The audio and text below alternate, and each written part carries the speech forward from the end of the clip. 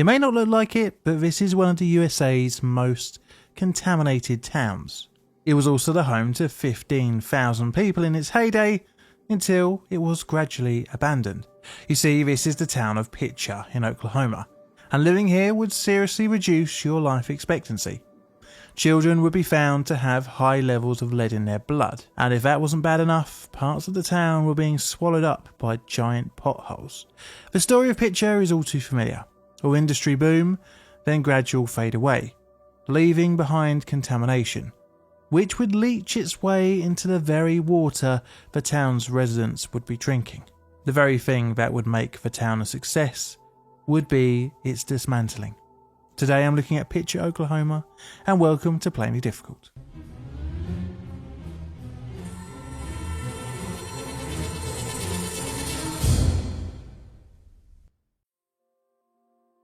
A vital town.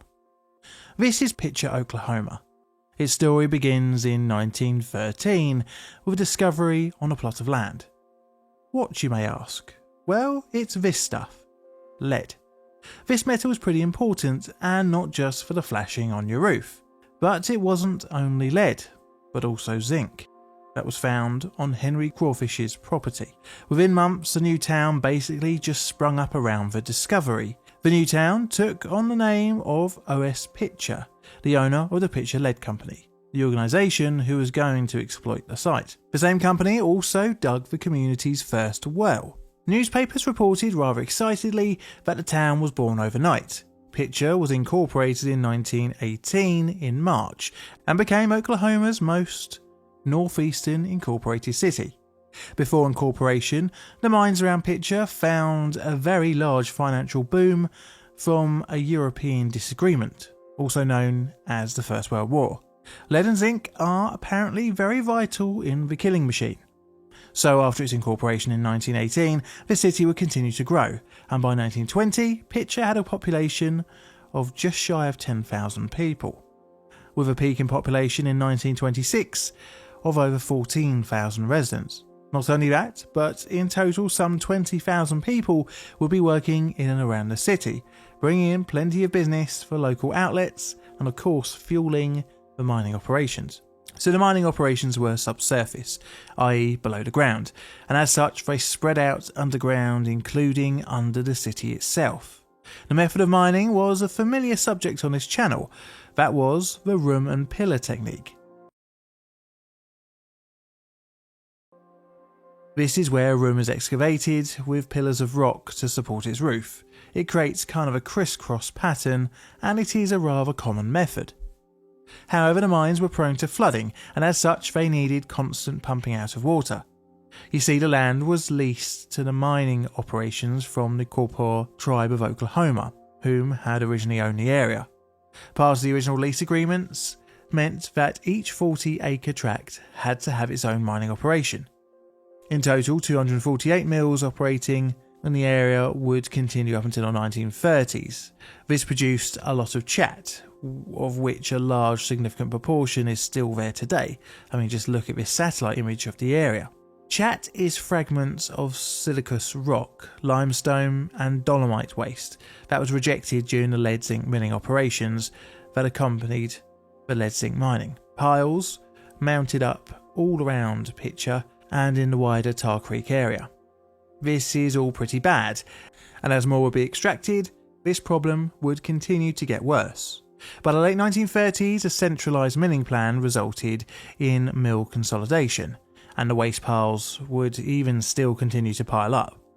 During the area's peak production period of between the 1920s and 1930s, some 130,000 tonnes of lead and 749,000 tonnes of zinc were produced annually. However, after World War II, the ore deposits would begin to show signs of depletion. As such, the population started to take a bit of a nosedive. This was further exacerbated by prices of the metals, which took a dip after the war. And as such, mining operations began winding down, and only really a few small companies mined under Picher past the mid-1950s. As the mines slowly closed down, lead and zinc operations ceased in Tar Valley, and in Picher in 1967, of which the last material was exported around 1970, and this is where the town would really take a toxic turn. You see, those pumps used to stop the mines from flooding didn't just help keep the operations ticking along, but also protected the water table from contamination. You see, the water began to fill up the mines, accumulating roughly 76,800 acre-feet of mine water underground. What was the problem, you might ask? Well, the oxidized materials in the abandoned mines began to dissolve, generating a weak acidic solution. The acidic water then went on and reacted with the surrounding rock within the mine workings, further dissolving minerals. This resulted in an increase in concentrations of heavy metals, most notably iron, cadmium, lead, nickel and zinc, in the water within the now flooded mines. The now toxic water would rise to the surface and flow into the Tar Creek. This was first noticed just a few miles down the road in Commerce, Oklahoma. This was around 1979, and the toxic water got the attention of the EPA. The bottom of Tar Creek became stained red, as well as on downstream bridge abutments and cliffs in the Neosho River, downstream of its joining with Tar Creek. In 1980, the governor of Oklahoma created the Tar Creek Task Force. This was made up of various local, state and federal agencies to investigate the effects of the contaminated water coming out of that mine drainage. Now, all during this time, Picture was hemorrhaging its population due to the economic impact of the cessation of mining in the area, but those who stayed had their drinking water leached into by the underground toxic water. On top of this, some residents made use of some of those chats, the milling waste, for things like building roads, parking lots, alleyways, driveways, basically anything that needed general fill material. On top of that, to make things even worse, some of the city's children even played on the piles of toxic material by riding their bikes up and down, climbing, and even in one case using it as part of a running track. Based on the information found on the water by the Tar Creek Task Force, the EPA proposed to add the Tar Creek site to the MPL in July 1981, and the site would officially be added in September 1983.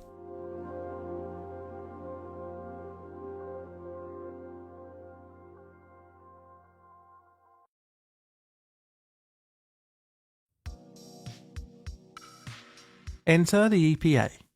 So the EPA originally got involved with the area due to the water issues around Tar Creek. However, residents in Picture continued to live their lives.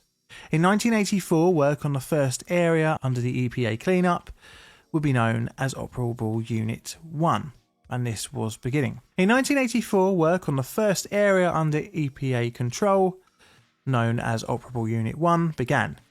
This was to deal with the contaminated water flowing out of some of the mines.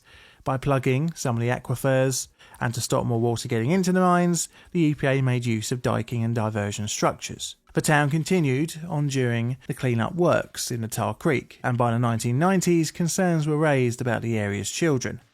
Many Native American children in the area had their blood tested in 1994, and it was found that 35% of the children tested had concentrations of lead in their blood exceeding 10 micrograms per deciliter. The EPA began sampling soils at high access areas, such as daycares, schoolyards and other areas where children played. The sampling found a worrying level of concentrations of lead, cadmium and other heavy metals in the surface soils. In March 1995, the EPA expanded its sampling activity to include all residences on the Tar Creek site. As such, in 1997, residential areas were added to the Superfund site, making it Operable Unit 2.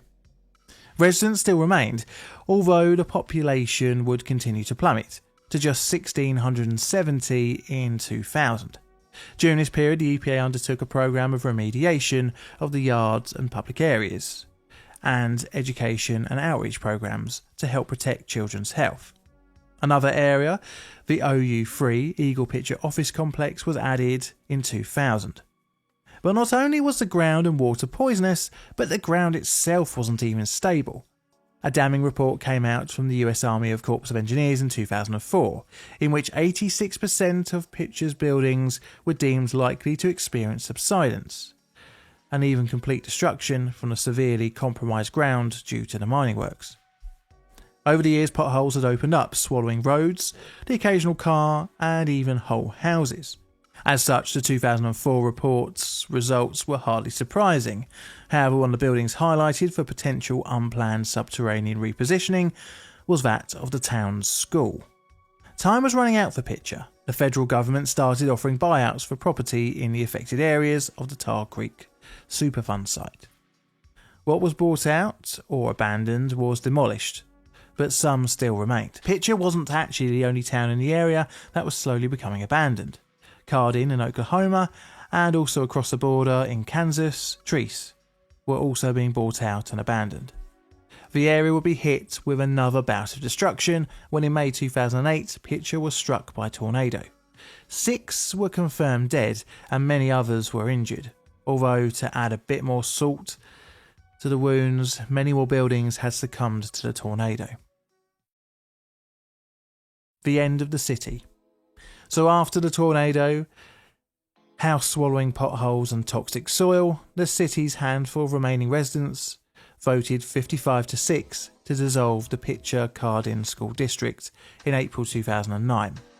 The final class graduated in May the same year, containing just 11 pupils. The town was by now deemed uninhabitable due to the toxic levels of contamination. After June 2009, most of the residents had gone, with just 6 registered households remaining. Everyone had been given a buyout, and by November 26, 2013, the municipality of Pitcher was officially dissolved. What remained was empty and decaying buildings. Some had been the victims of arson, others were just slowly being reclaimed by nature. Clean-up operations on the site still continue today, with thousands of tons of toxic material needing to be dealt with. Living there was just too unsafe. With high levels of lead in the body, you can experience a number of nasty side effects, such as lifelong neurological problems, kidney failure, reproductive issues, and to make it even worse, children are more likely to absorb these contaminants and thus a higher likelihood of developing issues later on in life. Several expectant mothers took part in a study in the early 2000s that tracked neurodevelopment scores once their babies were 2 years old, and sadly the results were much lower than average. Pitcher and Tar Creek is the story of ultimate irony. The industry that put the town on the map was the very same one that took it off. Now, would you like me to cover more other ghost towns? Let me know in the comments below. This is a Plain Difficult production. All videos on the channel are Creative Commons Attribution Share Alike licensed. Plain Difficult videos are produced by me, John, in a currently wet and windy corner of southern London, UK.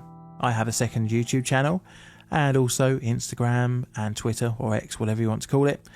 And I'd also like to say thank you to my financial supporters on Patreon and YouTube members. And all that's left to say is thank you very much for watching, and Mr. Music, play us out please.